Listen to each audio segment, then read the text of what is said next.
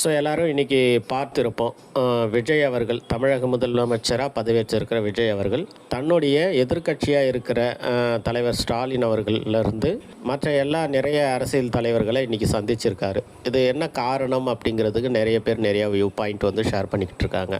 ஆனால் ஒன்று என்ன ஆகியிருக்கு இதனால் அப்படின்னா, ஃபேஸ்புக்கு இந்த மாதிரியான விஷயங்களில் விஜயை ரொம்ப கடுமையாக தாக்கி எழுதிட்டு இருந்த, அதாவது திமுகவை சார்ந்தவர்கள், திமுக ஆதரவாளர்கள், இன்னொரு சைடு நாம் தமிழர் ஆதரவாளர்கள், இந்த மாதிரியான இந்த பர்சன்ஸ் எல்லாருக்குமே வந்து ஒரு குட் தாட், ஒரு சாஃப்டான போஸ்டர்ஸ் நிறையா நான் இப்போவே வந்து ஃபேஸ்புக் இந்த மாதிரியான விஷயங்களில் பார்க்க முடிஞ்சது.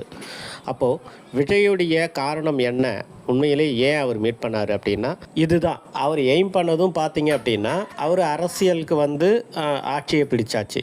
அடுத்தது என்ன அப்படின்னும் பொழுது, நேற்றே அவர் வந்து இந்த இன்டர்நெட்டில் அவரை பற்றின அவதூறு பரப்புறது, இதையெல்லாம் வந்து சைபர் கிரைம் இவங்கள்ட்டலாம் வந்து ரிப்போர்ட் மாதிரி வந்து பண்ணியிருக்காரு. ஆக்சுவலி இதெல்லாம் வந்து முடக்குங்க, இதெல்லாம் வந்து கண்ட்ரோல்டாக பாருங்கன்னு வந்து நேற்றே சொல்லியிருக்காரு. அதோடைய அறிவிப்புகளை நிறைய இடத்துல வந்து நம்ம யூடியூப்பில் நிறைய பேர் பேசுகிறத பார்க்க முடியுது.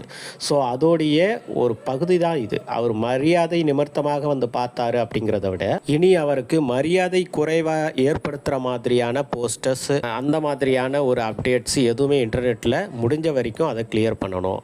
அவர் ஆட்சி வந்து நல்லா இருக்கிற மாதிரியே எல்லா இடத்துலையும் ஒளிபரப்பாகணும். இந்த மாதிரியான ஒரு டார்கெட்டோடைய ஒரு பகுதி தான் இன்றைக்கி அந்த அரசியல் தலைவர்களை மீட் பண்ணது அப்படிங்கிறது தான் என்னுடைய பார்வை.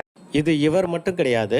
நார்மலாக எல்லாருமே அரசியல் வந்து ஆட்சியை பிடிச்சதுக்கப்புறம், கலைஞராக இருக்கட்டும், எல்லாருமே இருக்கட்டும், முதல்ல அந்த மீடியா சைடு இது எல்லாத்தையும் வந்து கவர் பண்ணுவாங்க. அவங்கள பற்றின நெகட்டிவ்ஸை ஆஃப் பண்ண ட்ரை பண்ணுவாங்க.